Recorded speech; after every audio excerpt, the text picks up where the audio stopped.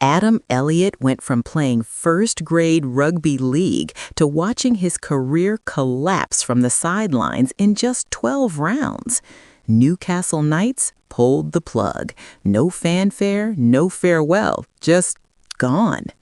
What's going on, Aussie NRL Pulse fam? If you're not subscribed yet, mate, what are you doing with your life? Smash that subscribe button right now because we're diving deep into one of the messiest player exits of 2025. And trust me, this one's got layers. Adam Elliott, 10-year NRL veteran, over 170 games, tough as a $2 steak. And yet, after just one season with the Newcastle Knights, he was shown the door faster than a pub patron at closing time.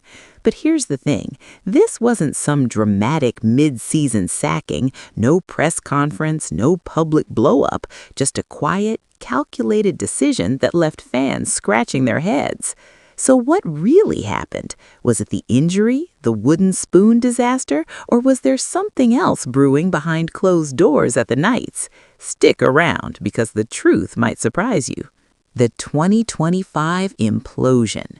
Let's rewind to 2025. The Newcastle Knights had one job: don't finish last. Spoiler alert, they failed spectacularly. Wooden spoon, dead last, the kind of season that makes grown men cry into their beer and question their life choices.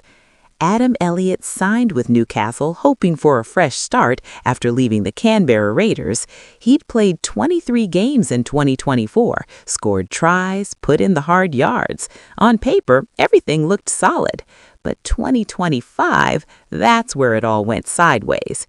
Round 12. Elliott suffers an arm injury, not just any niggle, the kind that ends your season before winter even properly kicks in.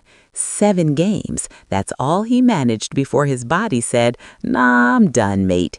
And when you're playing for a club that's circling the drain, being unavailable is basically signing your own pink slip. Here's where it gets interesting, though. The Knights didn't sack him mid-season. They didn't stage some dramatic intervention or leak stories to the media. They just let his contract expire. Come November, when it was time to talk renewals, Newcastle went full ghost mode. No offer, no negotiation. Just, thanks for coming, don't let the door hit you on the way out. Now, if you're thinking that's cold, you're not wrong, but this is rugby league, not a friendship circle. When a club finishes last, everyone's on the chopping block. The coaching staff got reviewed, Adam O'Brien eventually left the club, the roster got shredded, and veterans like Elliott, they're the first ones under the microscope. Here's the brutal math of professional rugby league. Loyalty lasts exactly as long as your last good performance. And when you're 30 plus, coming off an injury, and your team just collected the wooden spoon, mate, the math ain't in your favor. Elliott had put in solid performances in 2024. We're not talking about some washed-up player limping through garbage time, but 2025 exposed the harsh reality. He played 7 games. That's it.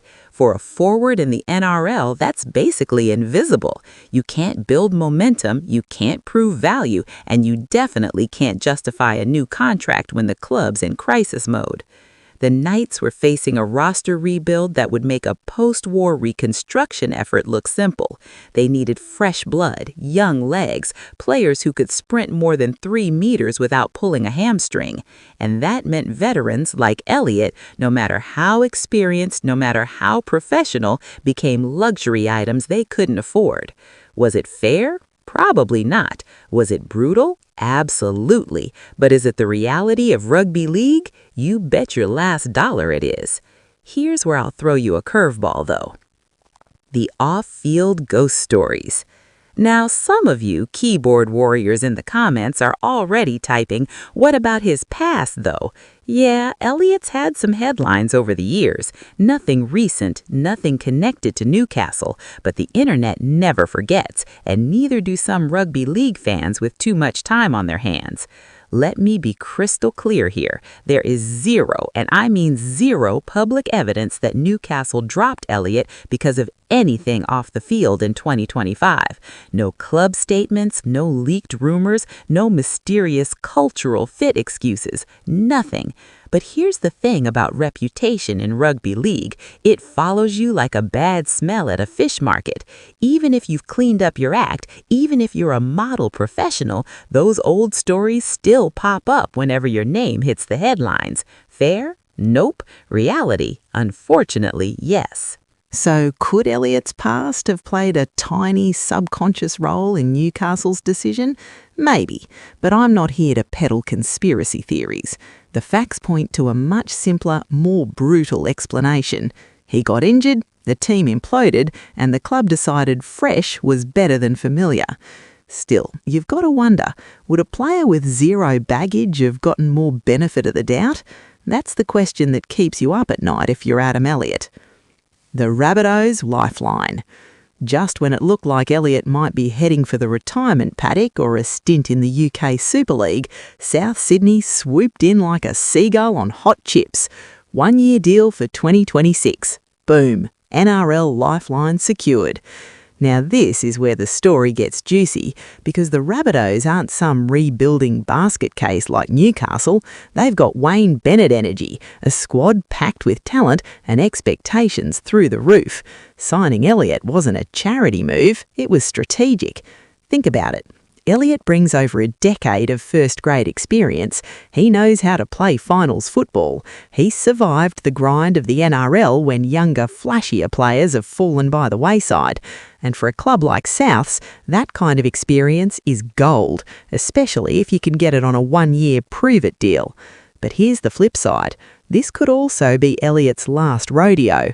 If he can't stay fit, if he can't contribute, if he becomes just another body taking up cap space, he's done. No second chances at 31.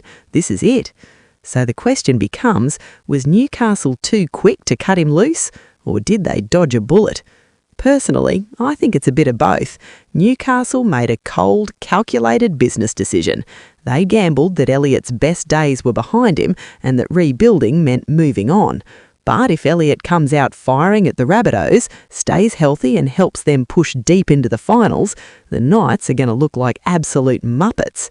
That's the beauty and the tragedy of rugby league.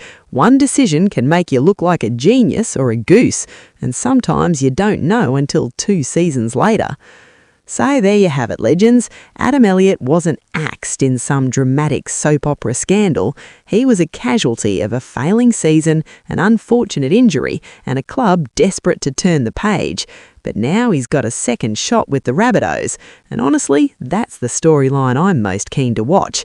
Was Newcastle right to let him go, or will South Sydney get the last laugh? Drop your thoughts in the comments below. And if you reckon I missed something, let me know. Just keep it civil, yeah? We're all mates here. If you enjoyed this breakdown, make sure you subscribe to Aussie NRL Pulse. Hit that like button, ring the notification bell, and I'll catch you legends in the next one. Cheers.